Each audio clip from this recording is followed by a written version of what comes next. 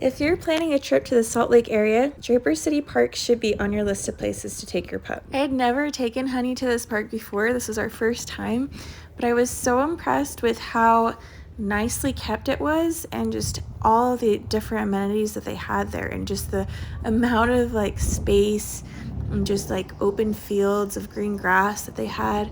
Perfect for if you want to like play some fetch with your dog or whatnot. But yeah, it did seem like everyone was good about keeping their dogs on leash, and there were plenty of like plastic poop bag stations throughout the park, which was really nice too, with lots of trash cans.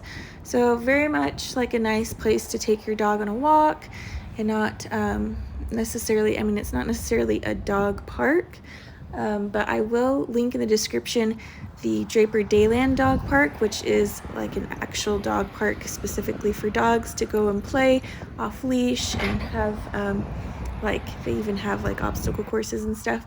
But yeah, this park was just an overall really nice community park. It had this little like stream going through, just so picturesque. Has all these pavilions. I know you can rent the pavilions too, and there's like a softball and baseball field that you can rent too, but just super pretty. Just really big park that I think your dog would just love to just like sniff everything and just take in all these views, because it was gorgeous. There are playgrounds for children, and here's one of the pavilions that you can rent. But yeah, I think just for like taking your dog on a walk, it just has like this nice paved sidewalk that you can take them on. Plenty of parking. I mean, the day we went was gorgeous, so there were quite a few people walking their dogs and lots of softball and baseball games going on.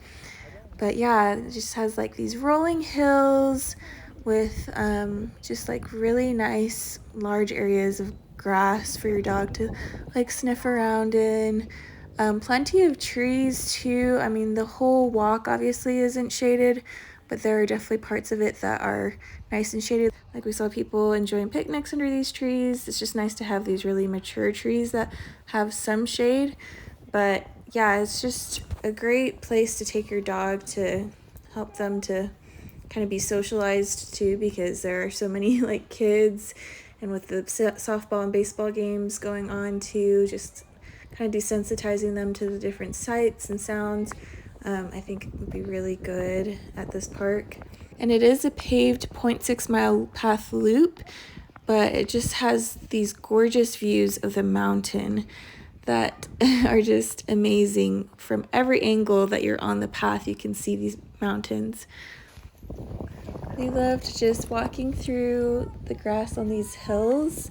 There were a lot of people just like sitting on the side of the hill with like a blanket. We've got cute little Honey posing here in front of the mountains. So the park itself is right in the heart of the Draper Town Center. So it's just in a really great location too. It's really close to the Porter Rockwell Trail and the Willow Creek Trail, which I know the Porter Rockwell Trail for sure is dog friendly. So you'll have to check that one out too, and I'll probably be making a video on that one soon. But we're just walking past the baseball and softball fields here to this like second portion of the park, I guess. Like I said, it's huge, but there's this cute little bridge over this stream that you can walk over. And Honey's always scared of bridges for some reason, but she was brave and we walked over, and there's another bathroom here, and then there's this just huge playground for kids.